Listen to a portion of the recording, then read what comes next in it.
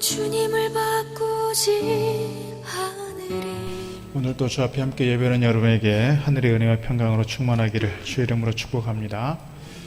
오늘 1월 셋째 주일이어서 원래 목회 계획으로는 우리가 매년 해오던 것이지만 1월 셋째 주일 되면 오후 찬양 예배 때 재직 헌신 예배를 하고 또 재직 수련회, 재직 세미나를 하면서 재직들이 함께하는 시간 좀 갖고 있었는데 작년 올해 이렇게 코로나 상황으로 인해서 오후 예배를 아직 드리지 못하게 되었고, 그래서 오늘 말씀을 재직 헌신 예배 드리는 마음으로 좀 하면 좋겠다, 그런 마음 가지고 오늘 본문의 말씀을 택하게 되었습니다. 요즘 새벽 기도의 본문이 누가복음인데요, 오늘 본문하고 평행되는 구절들도 있고 또 사도 이 세례 요한이 보여주었던 어떤 그런 모습들을, 또 세례 요한이 행했던 그런 어떤 예식과 어떤 말씀들을 기억하면서 오늘 우리가 교회에서의 재직으로 또는 재직으로만이 아니라 우리가 하나님의 거룩한 자녀들이고 하나님의 일꾼들인데, 우리가 하나님의 거룩한 백성으로서 하나님께 부름받은 귀한 일꾼들로서 우리가 어떤 마음, 어떤 자세로 우리가 신앙생활을 하고 또 맡겨진 직분을 감당해야 될 것인가, 오늘 말씀을 함께 나누려고 합니다.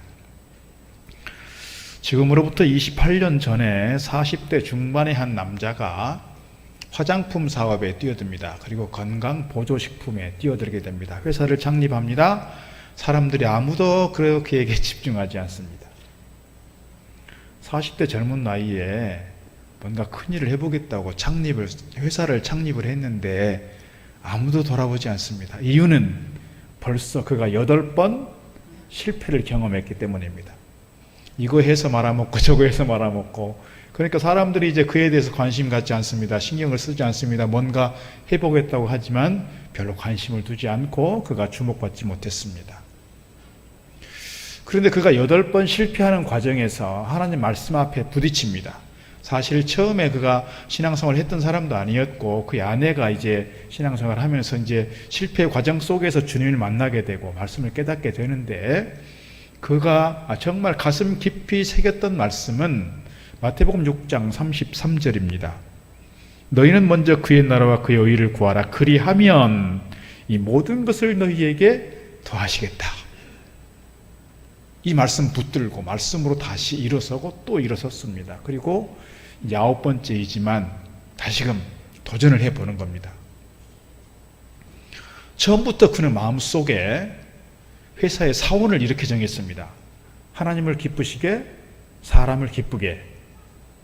그래서 그가 사실은 별로 지식도 없지만 화장품 사업을 통해서 여성들을 더욱더 아름답게 하고 아름다워지는 자기를 보면서 스스로 기뻐하는 그 모습을 기대하면서 화장품 사업을 하고, 또 몸이 약한 이들이 이 건강 보조식품을 먹으면서 건강이 좋아지는 모습 가지고 함께 기뻐한다면 저들에게 큰 유익을 주는 것이다. 결국 이것이 하나님의 일이라고 하는 그런 마인드를 가지고 하나님을 기쁘시게, 사람을 기쁘게, 이렇게 사원을 정하고 가는 겁니다.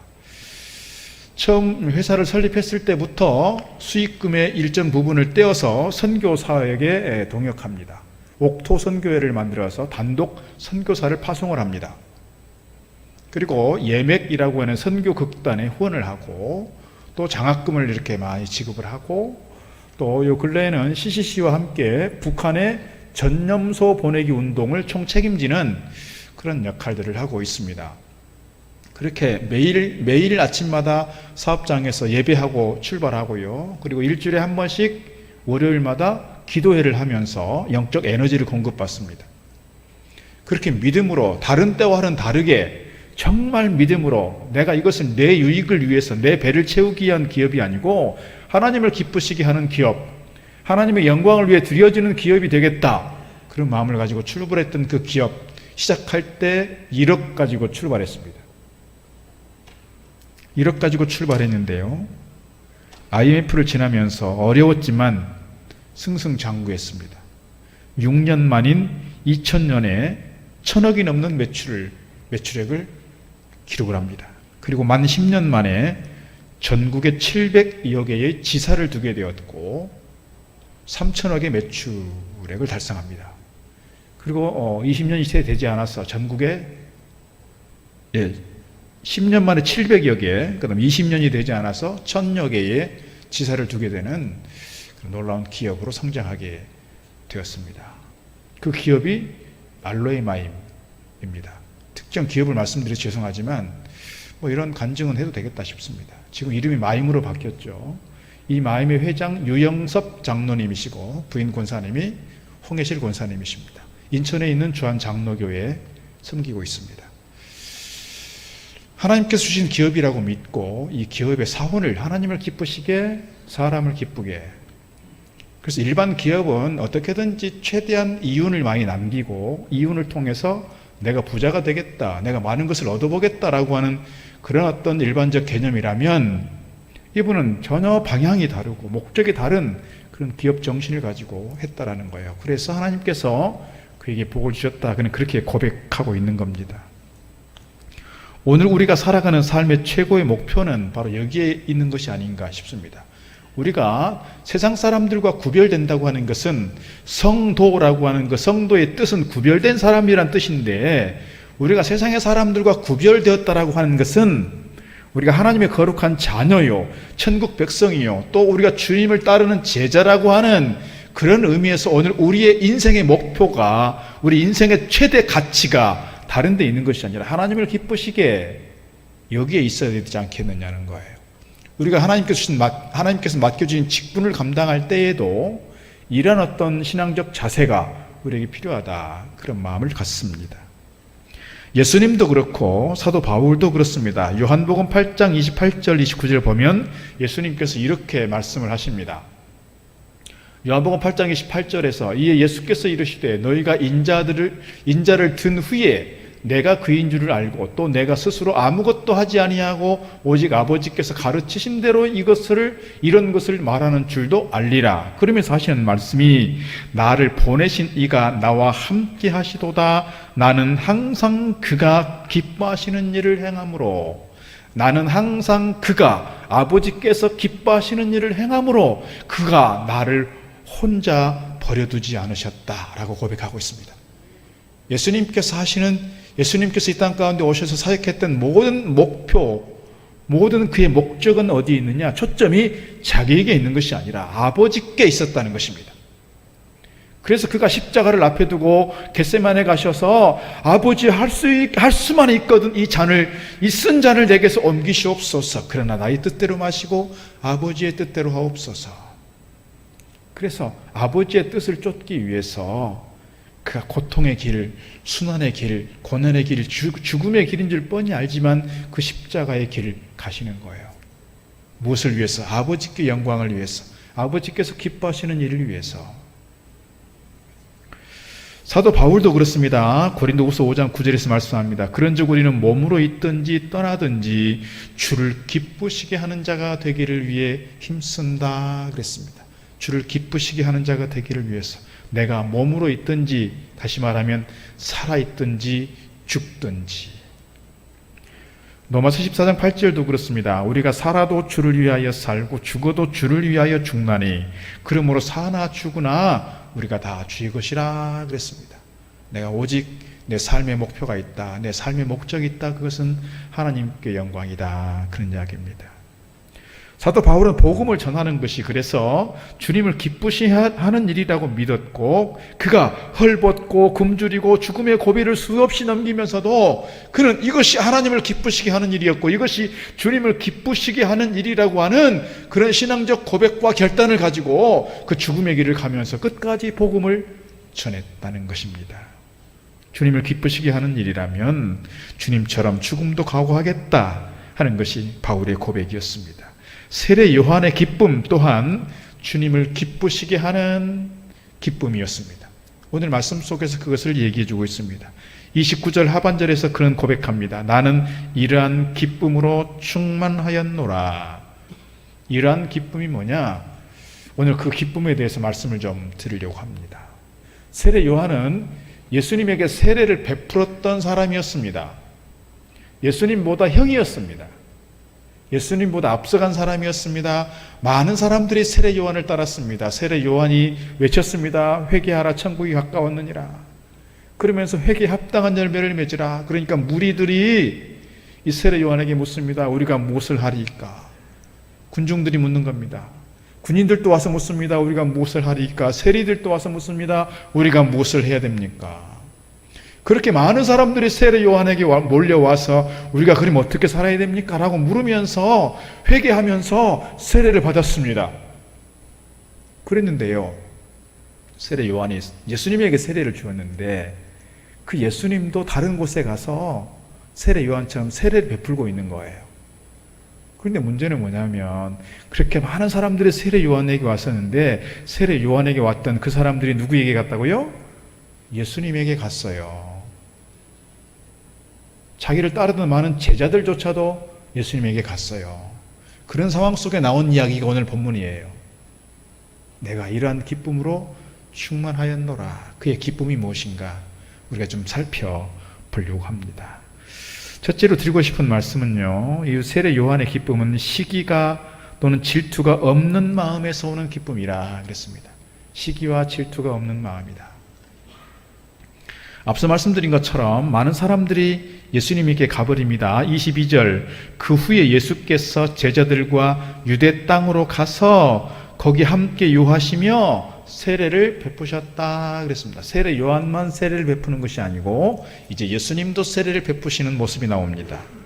23절, 요한도 살렘 가까운 예논에서 세례를 베푸니 거기 물이 많음이라 그러므로 사람들이 와서 세례를 받더라. 예전에는 세례 요한만 세례를 줬어요. 근데 이제는 세례 요한도 그 자리에 있지만 예수님도 쉽게 말하면 독립을 한 거예요. 독립을. 교회로 말하면 개척을 한 거예요. 개척을. 그런데 우리 교회 나오던 사람들이 다 어디로 갔다고요? 저쪽 교회로 갔다고요. 이게 쉽지 않아요. 어떤 목사님 중에는 그래서 그 목사님 섬기던 교회에서 열심히 봉사하던 분이 다른 교회에 간다고 하면 잘 가라고, 가서 거기서 열심히 봉사하라고 그렇게 후원해주고 기도해주는 것이 아니고 나를 버리고 떠나서 잘 되나 봐라 이렇게 저주를 하고 그런 모습들을 보이시는 목사님들도 계십니다. 사실 그게 인간적 감정으로 쉽지 않아요. 내가 배신당했다는 느낌이 있으면 그렇다는 거예요. 그런데 오늘 이 과정 속에서 세례 요한은 어떻게 하고 있는가를 보는 거예요. 26절, 그들이 요한에게 가서 이르되, 이 세례 요한의 제자들이 요한에게 보고하는 겁니다. 랍비여, 선생님과 함께 요단강 저편에 있던 이 곧 선생님이 증언하시던 그분이 세례를 베푸는데 사람들이 다 그에게 가버렸습니다. 이렇게 지금 보고를 하고 있는 겁니다. 보통 사람들 같으면 이럴 때 마음이 어떻다고요? 시기하고 질투하고 그 사람과 나를 비교하면서 아니 저 사람에게 내가 세례를 주었는데 그런 마음이 있을 수 있다 그 말입니다. 그러나 세례 요한은 27절에서 이렇게 말합니다. 요한이 대답하여 이르되 만일 하늘에서 주신 바 아니면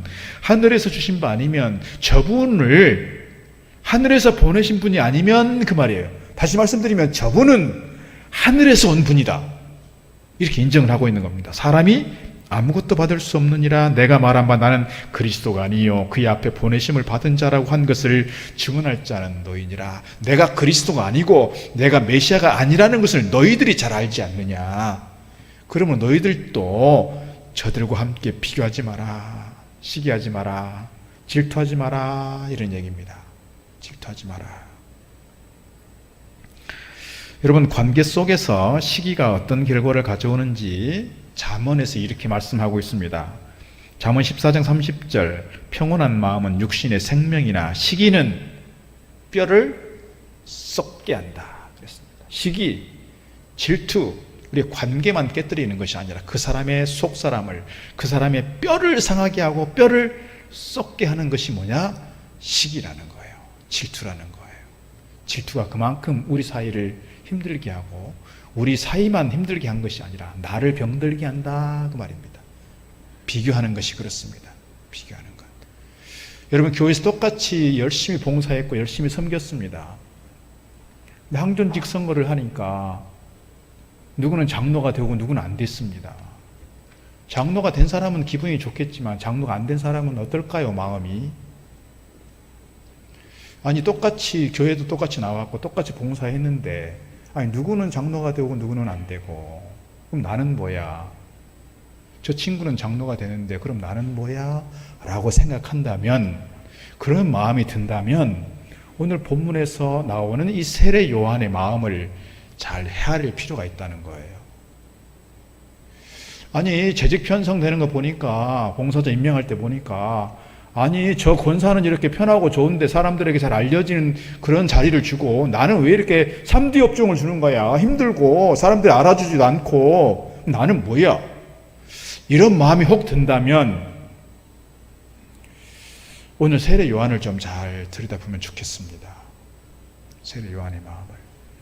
오늘 세례 요한은 주님께 대해서 비교하지 않았어요. 주님을 하늘에서 오신 분이라고, 하늘이 내린 분이라고, 주님을 그리스도로 고백하고 있어요. 그래서 자기는 작은 자라고, 나는 앞서간 자라고, 나는 그 길을 닦는 사람이라고, 나는 광야의 소리일 뿐이라고 이렇게 스스로 고백하고 있는 겁니다. 그러면 자기를 낮춰요. 그런데 그 안에서 그가 뭐가 있다고요? 기쁨이 있다고요. 기쁨이. 성경에 보면 시기를 해서 잘못된 결과를 보여주는 경우들이 많습니다. 사도행전 7장 9절 보니까 여러 조상이 요셉을 시기하여 애굽에 팔았더니 하나님이 그와 함께 계셨다. 요셉의 형들이 요셉을 팔았던 이유가 어디 있다고요? 시기했다고요. 시기해서 요셉을 팔아버렸어요. 물론 나중에 요셉이 총리되는 과정에 한 어떤 과정들이었겠지만, 그러나 요셉이 힘들게, 요셉이 그렇게 가서 노예 생활을 했던 중요한 이유는 형들의 시기에 의한 것이라는 거예요. 형들의 시기. 마가복음 15장 10절 보니까 이렇게 말씀합니다. 이는 그가 대제사장들이 시기로 예수를 넘겨준 줄 알미려라. 대제사장들이 예수님을 빌라도 총독에게 넘긴 이유는 어디 있다고요? 대제사장들이 예수님에 대해서 시기했다는 거예요. 시기했어요. 대제사장, 이 종교 지도자들이 자기들이 주인공이었는데요, 자꾸 누가 주인공이 된다는 거예요? 예수님이 주인공이 되고 있잖아요. 자기들의 어떤 영적 권위를 인정해주고 자기를 따라야 되는데, 지금 예수라고 하는, 그것도 저 갈릴리 시골 촌뜨기가 와가지고 사람들을 막 휩쓸고 다니면서 저렇게 자기는 하나님의 아들이라고 얘기하고 있고 사람들이 다 그쪽으로 몰려가고 있으니 대제사장들이 시기하는 마음이 생겼어요. 그래서 저거를 제거해야 되겠구나. 저 사람을 제거하지 않으면 나는 영원히 이렇게 참밥 신세가 되겠구나. 저를 제거해야 내가 주인공 되겠구나 싶어서 빌라도 총독에게 넘긴 거예요. 사람을 시기하게 되었을 때 생겨나는 이러한 참담한 문제들이 우리 주변에는 없느냐 싶습니다. 사울 왕이 다윗을 그렇게 죽이려고 했던 이유도 어디 있어요? 시기예요. 시기. 저 다윗이, 사람들이 말할 때 저 다윗은 천천히요, 다윗은 만만히요, 사울은 천천히라 이렇게 얘기를 하니 이게 배가 아픈 거지요. 시기하는 마음이 생겼어요. 제가 내 왕자를 뺏겠구나. 그런 마음에 다윗을 계속해서 죽이려고 10여 년 동안이나 그렇게 쫓아다니게 되었다. 이렇게 말씀드릴 수 있습니다. 오늘 세례 요한은 자기 자신은 광야의 소리요, 메시아의 신발끈을 풀기도 감당할 수 없는 위치에 있다라고 고백하고 있습니다. 그런데 문제는 그럼에도 그가 기뻐한다는 거예요. 마가복음 1장 7절, 그가 전파하여 가로되 나보다 능력 많으신 이가 내 뒤에 오시나니 나는 굽혀 그의 신들매를 풀기도 감당치 못하겠노라. 요한복음 1장 27절, 곧 내 뒤에 오시는 그이라 나는 그의 신들매 풀기도 감당치 못하겠노라. 누가복음 3장 15절, 백성들이 바라고 기다림으로 모든 사람들이 요한을 혹 그리스도신가 심중에 생각했더니 요한이 모든 사람에게 대답하여 이르되 나는 물론 너희에게 세례를 주거니와 나보다 능력이 많으신 네가 오시나니 나는 그의 신발끈을 풀기도 감당하지 못하겠노라. 그는 성령과 불로 너희에게 세례를 베푸실 것이라 그랬습니다. 그러니까 이 세례 요한은 자기 자신의 신분이 어떤 위치인지를 아는 거예요. 나는 메시아가 아니고 나는 주인공이 아니다. 예수님이 메시아고 예수님이 주인공이어야 한다는 것을 이야기하는 거예요. 나는 그 예수님의 신발끈 푸는 것조차도 나는 감당할 수 없는 작은 자다, 이겁니다. 문제는 뭐예요? 내가 자꾸 주인공이 되려고 하니까, 내가 자꾸 주연이 되려고 하니까 자꾸 내 마음에 비교하는 마음이 생기고, 그 비교하는 마음 속에서 내가 자꾸 작아진다고 느끼면 그것이 슬프고, 그것이 속상하고, 그것이 시기하는 마음으로 변질되고, 그래서 공동체에 어려움을 줄 수 있다, 이렇게 말씀드릴 수가 있습니다. 영국에 마이어라고 하는 목사님이 있었습니다. 런던에서 목회를 하시는데요, 당시 런던에는 기독교 역사상 가장 설교를 잘하신다고 하는 스펄전 목사님이 계셨습니다. 그런데 이 마이어 목사님에게 좋은 절친, 캠벨 몰간이라고 하는 이 자기 절친이 한 명 있었는데, 그 친구가 미국에서 공부를 하고 미국에서 목회를 했습니다. 자기는 런던, 영국에서 목회를 하고 있고, 그 친구는 미국에서 목회를 하고 있으니까 먼 거리에 있어서 그 친구를 위해서 많이 기도했어요. 목회도 잘하게 해주시고, 목회를 통해서 행복을 얻게 하시고, 그 목회의 영역이 커져가기를 바라고 그렇게 축복했어요. 그런데 그 친구가 갑자기 어느 날 런던에 있는 웨스트민스터 교회로 부임한다는 소식을 듣게 됐어요. 그 친구가 가지고 있는 어떤 영성, 그 친구가 가지고 있는 영적 권위, 이런 거에 대해서 상당히 사람들이 인정을 하고 있었고, 그래서 웨스트민스터 교회가 상당히 큰 교회였는데 그 교회로 부임하게 되니까 마음이 불편해지게 된 거예요. 가까운 친구임에도 불구하고. 스펄전 목사님은 워낙 큰 분이니까 그냥 그분이라고 생각하고 있었는데, 자기 친구가 와서 자기보다 더 큰 교회, 좋은 교회를 담임을 하게 되니 마음이 불편해지게 됐어요.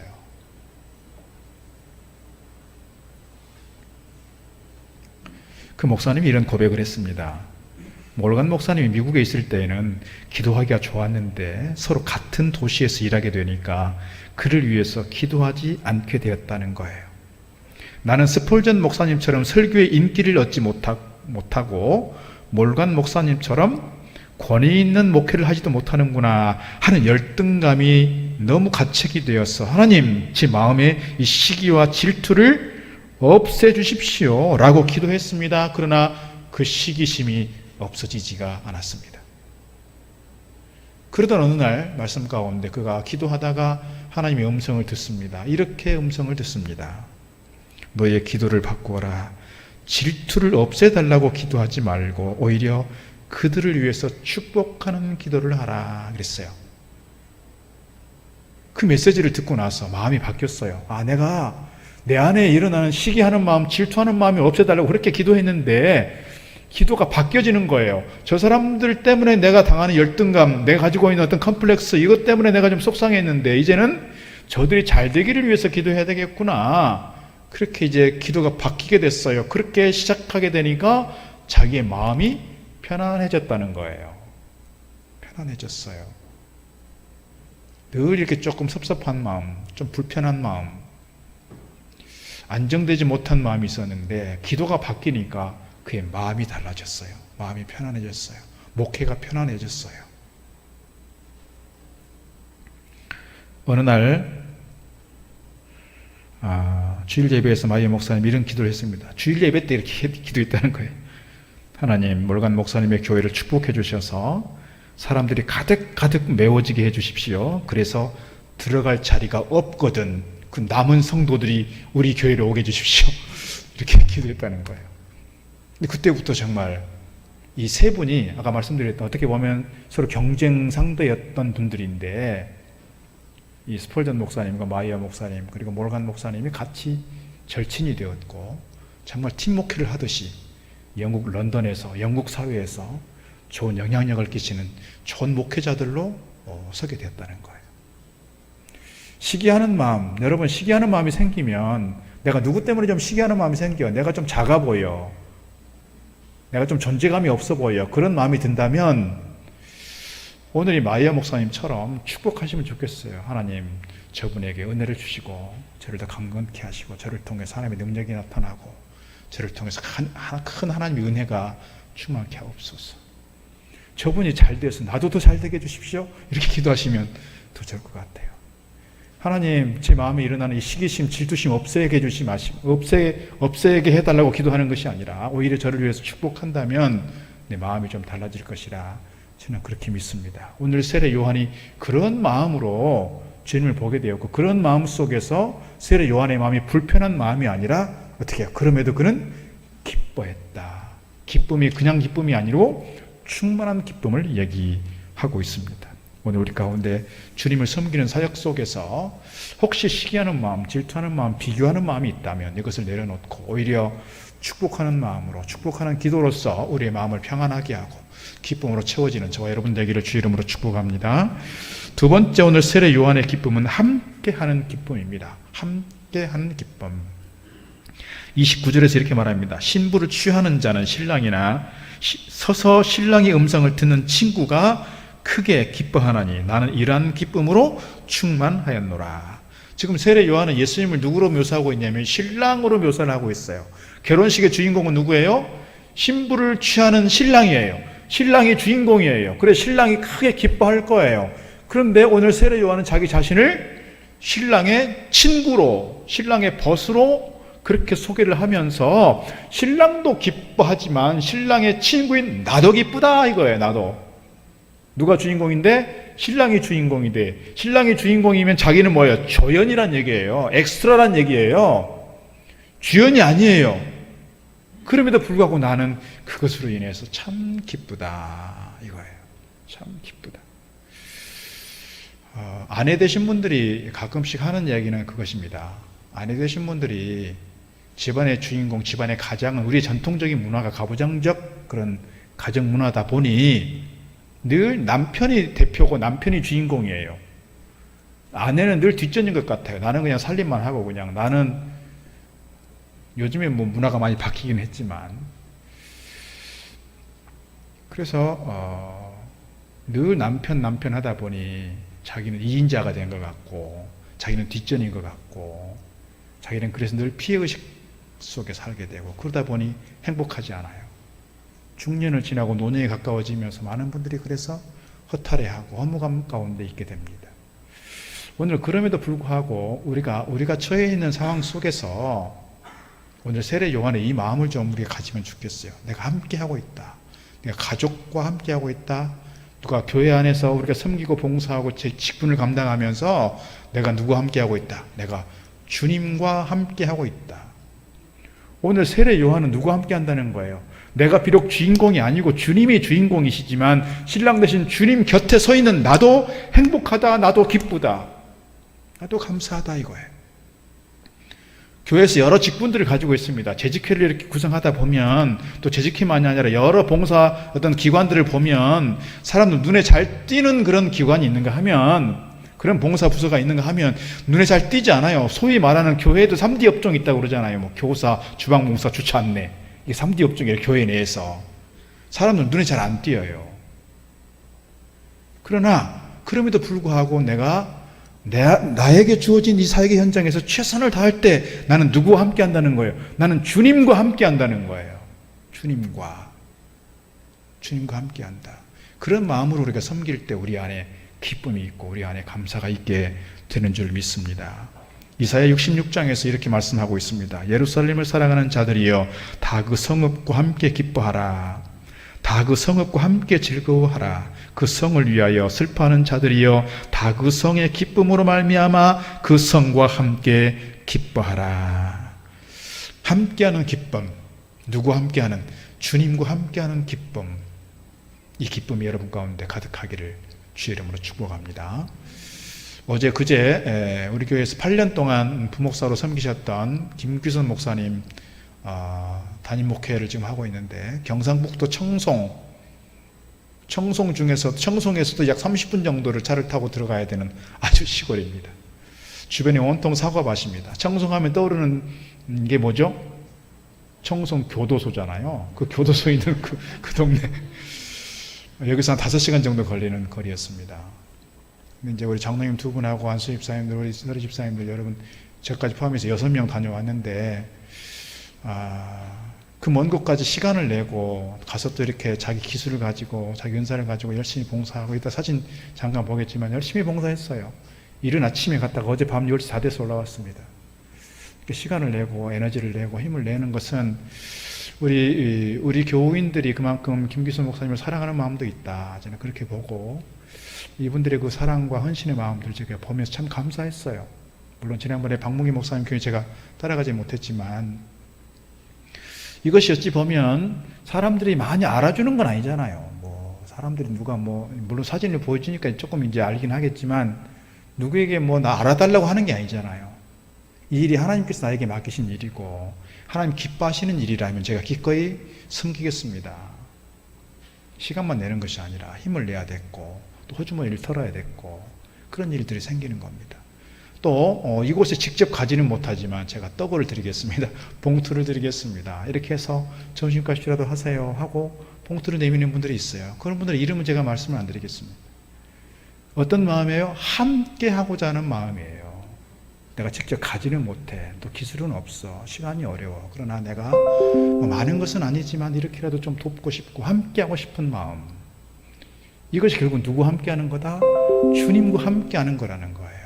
주님과 함께 한다. 교회 안에서 여러 가지 일들을 맡으면서 우리가 내가 나에게 주어진 상황이 있어요. 다 달라요. 그러나 그 상황 속에서 내가 최선을 다해 섬긴다면 그것이 곧 주님의 사역이 되는 것이고 주님과 동역한다는 점에서 주님과 함께하는 기쁨이다. 그런 점에서 이 기쁨이 저와 여러분 가운데 가득 채워지기를 주의 이름으로 축복합니다.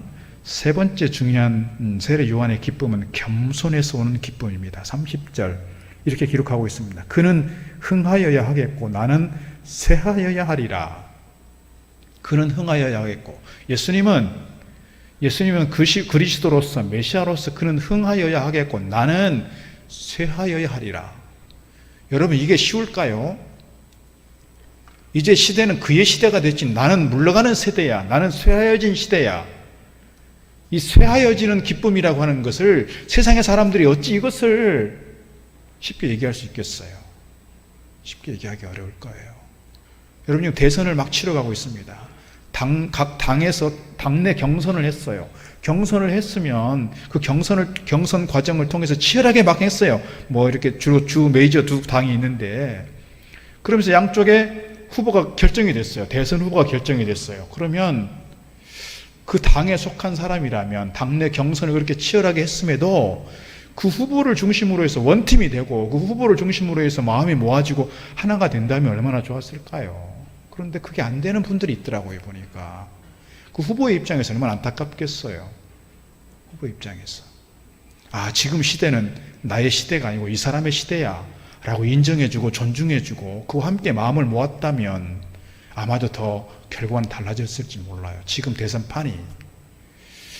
예수님께서 어떻게 보면은 주요 사역의 현장에 지금 나타나시는데 만약에 세례 요한이 그 자리를 비켜드리지 않고 내가 주인공이야. 내가 예수님에게 세례를 줬어. 내가 어떤 존재인데 자꾸 그렇게 목에 힘을 주고 나섰다면 아마도 많이 복잡했을 거예요. 그 사회가. 또 예수님께서 하시는 사역이 많이 어려워졌을지 몰라요. 오늘 교회 안에서 우리가 보면 정말 다른 사람들이 주인공이 되는 것에 대해서 내가 배합하지 않고 그래 존중해주고 인정해주고 박수 쳐줄 수 있는 사람들이면 좋겠어요. 내가 비록 주인공이 아니어도 그는 흥하여야 되겠고 나는 쇠해야 되리라. 어떻게 보면 자존심 상한 것일 수도 있고 내가 더 작아지는 것 같고 내가 더 존재감이 없어지는 것 같아도 그런 상황 속에서 주인공 대신 주님을 기쁘시게 하고 교회 내에서 어떤 다른 분들이 주인공이 된다고 하더라도 나는 기꺼이 나는 쇠하여진 기쁨, 이 기쁨 누리겠다. 이것이 오늘 세례 요한의 고백인 것처럼 우리 안에서 누려지는 큰 고백 되어지기를. 그래서 우리 안에서 어찌 보면 드러나지 않는 일이고 어찌 보면 자존심 상할 수도 있고 어찌 보면 속상한 일일 수 있지만 그런 마음들을 다 신앙 안에서 잘 접고 오늘 세례 요한이 가졌던 이 기쁨, 이 감사함, 이 하나님 은혜가 저 여러분 가운데 충만하여지기를. 그래서 우리 공동체가 정말 우리 모두가 함께 주님을 기쁘시게 우리 모두가 함께 기뻐하는 좋은 사역의 공동체가 되어지기를 주의 이름으로 축복합니다. 기도하겠습니다. 하나님 감사합니다. 오늘 저희들 하나님의 거룩한 자녀들이고 또 주님께로부터 부름받은 일꾼들인 줄 믿습니다. 무엇보다 주님의 핏값으로 저희들 구원 얻게 되었으니 감사하여 기쁨인 줄 믿습니다. 오늘 저희들의 삶의 목적이 다른 데 있는 것이 아니라 주님을 기쁘시게 하는 데 있다는 것을 늘 기억하고 오늘 세례 요한의 모습을 따라 내가 비록 쇠해진다 할지라도, 내가 비록 주인공이 되지 못한다 할지라도, 내가 비록 사람들에게 박수받지 못하고 나의 존재감이 크게 드러나지 않는다 할지라도, 그러나 내가 주님을 섬기는 이 모든 것이 주님과 함께 하는 것이요 주님을 기쁘시게 하는 것이라고 하는 이 믿음과 신앙적 고백 속에서 오늘 세례 요한이 기뻐했던 것처럼 우리 안에 기쁨으로 충만해지도록 인도하여 주옵소서. 그래서 오늘 우리 공동체가 온전히 하나님을 기쁘시게 하는 공동체 되게 하시고, 우리 공동체 안에서 이루어지는 모든 사역들이 하나님 은혜 가운데서 순적하게 하시고 주의 능력 가운데 큰 일들을 이루어가는 우리 교회 될 수 있도록 축복하여 주옵소서. 예수님 이름으로 기도드리옵나이다. 아멘. 도 주님을 바꾸지 않으리.